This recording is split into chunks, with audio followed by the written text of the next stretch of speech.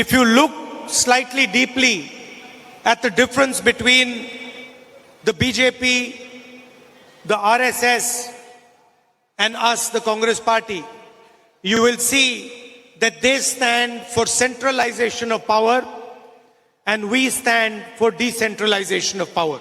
RSSും ബിജെപിയും കോൺഗ്രസും തമ്മിലുള്ള ആശയപരമായ അന്തരം അത് പരിശോധിക്കുമ്പോൾ നിങ്ങൾക്ക് ബോധ്യപ്പെടുന്ന ഏറ്റവും പ്രധാനപ്പെട്ട കാര്യം RSSും ബിജെപിയും ഭരണ സംവിധാനങ്ങളുടെ അധികാരത്തിന്റെ കേന്ദ്രീകരണത്തിന് വേണ്ടി ശ്രമിക്കുമ്പോൾ അതിന്റെ വികേന്ദ്രീകരണം ലക്ഷ്യമാക്കുന്ന പ്രസ്ഥാനമാണ് ഇന്ത്യൻ നാഷണൽ കോൺഗ്രസ് എന്നുള്ളത്.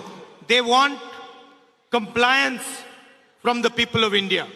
They do not want to hear the voice of the people of India. അവരുടെ ആശയങ്ങൾക്ക് അടിമപ്പെടുന്ന ഒരു ജനതയാണ് അവർ ആഗ്രഹിക്കുന്നത്. അതല്ലാതെ ജനതയുടെ ശബ്ദം കേൾക്കാനും കേൾപ്പിക്കാനുമല്ല RSS BJP ആശയങ്ങൾ പ്രാധാന്യം കൊടുക്കുന്നത്. This morning, before this function, I went to an award ceremony for Mrs. Leelavati Teacher Ji.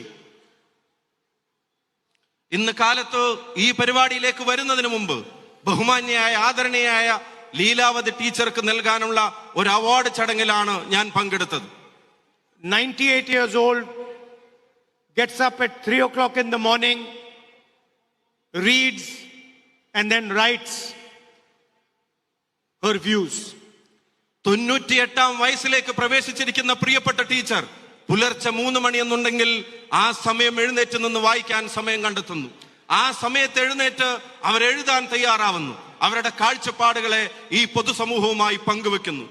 One of many people who have defended the voice of Kerala, the voice of the different types of people in Kerala, different traditions in Kerala.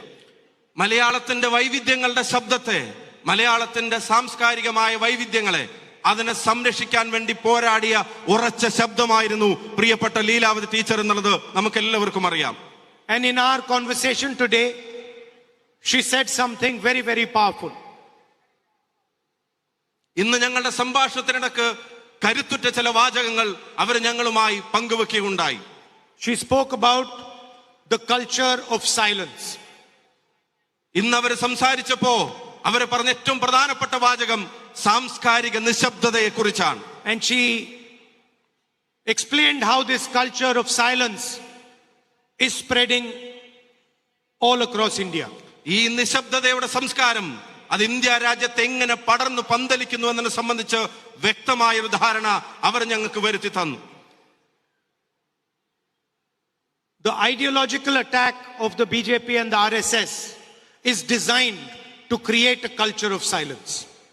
ആശയപരമായി ഈ സാംസ്കാരിക നിശബ്ദതയെ അതിനെ അടിച്ചേൽപ്പിക്കാനും നിർമ്മിക്കാനുമുള്ള ആ ശ്രമങ്ങളാണ് BJPയും RSSും രാജ്യമെമ്പാടും നടപ്പിലാക്കിക്കൊണ്ടിരിക്കുന്നത്. They want India to remain silent, India not to express itself, and they want to deliver all the wealth of our country to a few limited business houses. India നിശബ്ദമായിരിക്കണമെന്ന് അവർ ആഗ്രഹിക്കുന്നു. ഇന്ത്യയുടെ ജനത അവരുടെ ഹൃദയവികാരങ്ങളെ അതിന്റെ ആവിഷ്കരണത്തെ തടസ്സപ്പെടുത്തണമെന്ന് അവർ ആഗ്രഹിക്കുന്നു. എന്നിട്ട് ഈ രാജ്യത്തിന്റെ സർവ്വ സമ്പത്തും വിരലിലെണ്ണാവുന്ന ചില കോർപ്പറേറ്റുകൾക്ക് എഴുതി കൊടുക്കാനുള്ള സംവിധാനം മാത്രമായി അവർ ഇന്ത്യ രാജ്യത്ത് മാറുന്നു. They want an India where all our assets, all the people's assets belong to a select few people. India രാജ്യത്തിന്റെ മുഴുവൻ സ്വത്തും ഈ രാജ്യത്തിന്റെ അഭിമാനമായതെല്ലാം ഈ രാജ്യത്തിന്റെ ജനതയുടെ അതെല്ലാം വളരെ കുറച്ച് ആളുകളിലേക്ക് മാത്രം ഒതുങ്ങണമെന്ന് ആഗ്രഹിക്കുന്ന ആശയമാണ് BJPയുടേതും RSSന്റേതും. And they know the only way this is possible is if the voice of the Indian people, the democratic voice of the Indian people, is silenced. അത് സാധ്യമാകണമെങ്കിൽ ഇന്ത്യയുടെ ജനതയുടെ ശബ്ദത്തെ നിശബ്ദമാക്കണം. അത് സാധ്യമാകണമെങ്കിൽ ഇന്ത്യയുടെ ജനാധിപത്യ ശബ്ദങ്ങളെ ഇല്ലാതാക്കണം. എങ്കിൽ മാത്രമേ അത് സാധ്യമാവുകയുള്ളൂ എന്നവർക്കറിയാം.